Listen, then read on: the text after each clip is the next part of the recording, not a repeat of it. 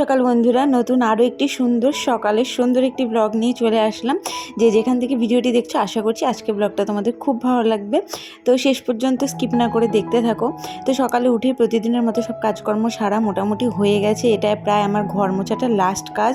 তার আগে ভাত রান্না করেছি, চিংকির জন্য মাছ ভাজা করেছি, ধোয়া কাচা করেছি, তারপর প্রচুর মোটামুটি কাজকর্ম হয়ে গেছে। ঘর পরিষ্কার বলো, গোছানো বলো, ঝাড়া বলো। লাস্ট এই যে মুছে স্নান করব, স্নান করে পুজো দিব। আর আজকে যেহেতু জামাই ষষ্ঠী, তো আজকে একটু তাড়াহুড়োটা প্রচণ্ড বেশি। আর এদিকে রান্নাবান্না করতে হয়েছে ওই চিংকির জন্য। একটু রান্না বলতে মাছ ভাজা আর ভাতটা করেছি। আর এদিকে দেখো উনি তাড়াতাড়ি করে খেয়ে দিয়ে পালিয়ে যাচ্ছে। ও ভাবছে আমি মনে হয় ওকে ধরে নিব। তো স্নান টান করে এদিকে চলে আসলাম পুজো দিতে। আর মা গতকাল ষষ্ঠীর বাজার করতে গিয়েছিলাম, সেদিন তো আর ব্লগ করা হয়নি। আর বাজারে তেমন একটা ব্লগ করতে সত্যি বলতে আমার ভালোও লাগে না, তো যার জন্য আর ব্লগ করা হয়ও না। তো মা গপুর জন্য একটা নতুন জামা নিয়েছিল, তো সেটাই আজকে ষষ্ঠীর দিন গপুকে পরিয়ে দিব। আর যে কোনো অনুষ্ঠানের দিন না, গপুকে নতুন জামা না পরালে ভালো লাগে না। আর কোনো না কোনোভাবে নতুন জামা গপুর হয়েই যায়। তোমাদের দাদাভাই তো এনে রাখেই, আর এদিকে কেউ না কেউ আবার দিয়ে দেয়।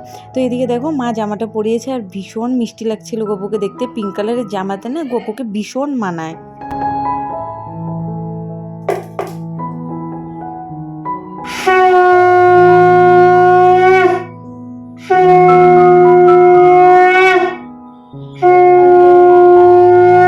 জামাই ষষ্ঠী তো দুদিন আগেই চলে গেছে, কিন্তু আমার ব্লগটা দিতে একটু দেরি হলো।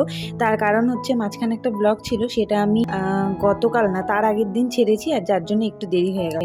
Friends, welcome back to my new blog. আশা করছি সকলে খুব ভালো আছে, সুস্থ আছে। সকলকে জামাই ষষ্ঠীর অনেক শুভেচ্ছা জানিয়ে আজকে ব্লগটা শুরু করছি।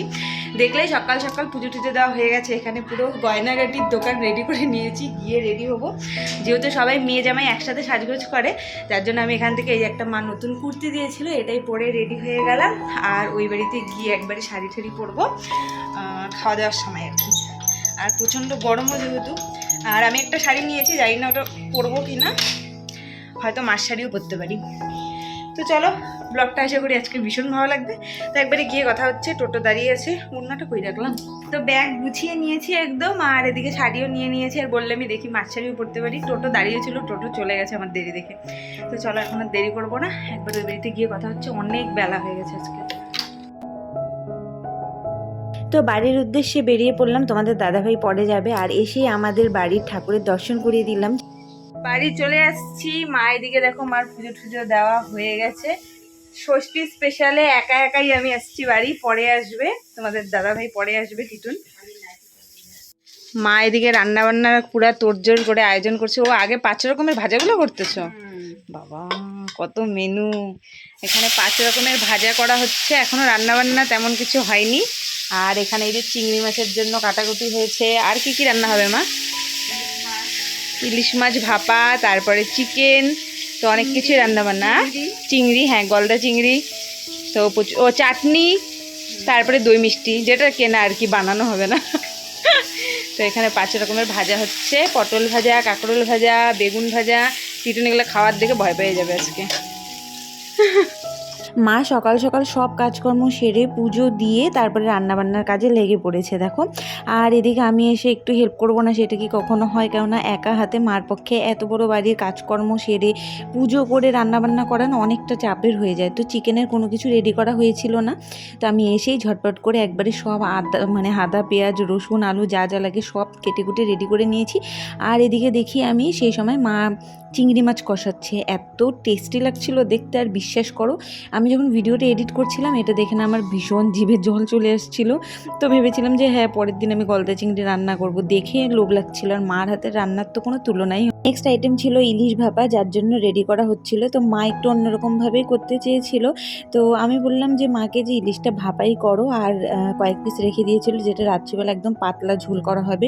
কেন কি আমাদের বাড়িতে আমার বাবা বলো তোমাদের দাদাভাই বলো, দুজনেরই কোলেস্টেরল আছে, লিভারে ফ্যাট আছে, যার জন্য এগুলো খাওয়া বারণ। কিন্তু বছরে একদিন কি করব, তো সব কিছু একবারে দেখো ম্যারিনেট করে দিয়ে দিল ভাপাতে। আর এদিকে আমি চিকেনটা বসিয়ে দিলাম। আমি শুধু মাকে বললাম যে চিকেনটা আমি রান্না করি।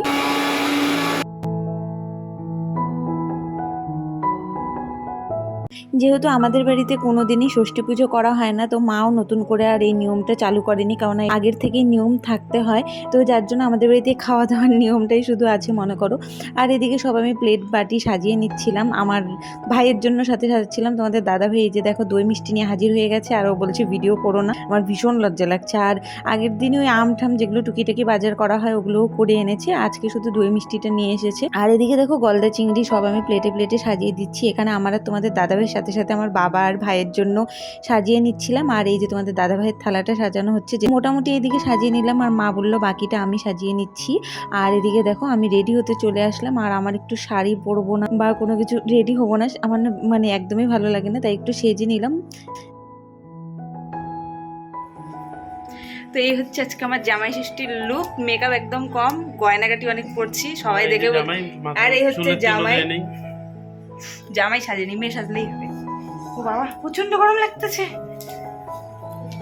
যেহেতু আমাদের বাড়িতে পুজোর নিয়ম নেই, তোমাদের আগেই বললাম, তো তার জন্য ষষ্ঠীর শার্ট নিতে যাচ্ছি কাকিমণিদের বাড়ি। আর এই যে এখানে পুজো করা হয়েছে, যার কিছু ভিডিও তোমাদের সঙ্গে শেয়ার করা হয়েছে প্রথমে, যেটা কাকিমণি ভিডিও করেছিল আমাকে দিয়েছিল।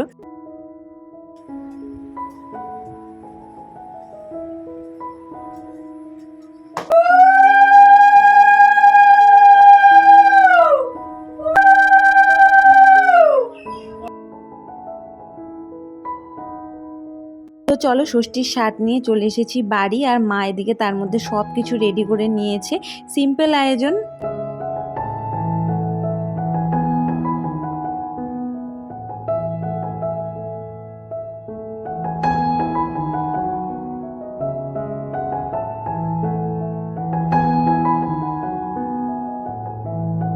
আয়োজনে ছিল ভাত, 5 রকমের ভাজা, এখানে আছে দই মিষ্টি, তারপর ইলিশ ভাপা, চিকেন কষা, আমের চাটনি, তারপরে গলদা চিংড়ি, আর তার সঙ্গে ছিল আম, আর তার সঙ্গে ছিল স্যালাড। তো এই ছিল আজকের মেনু।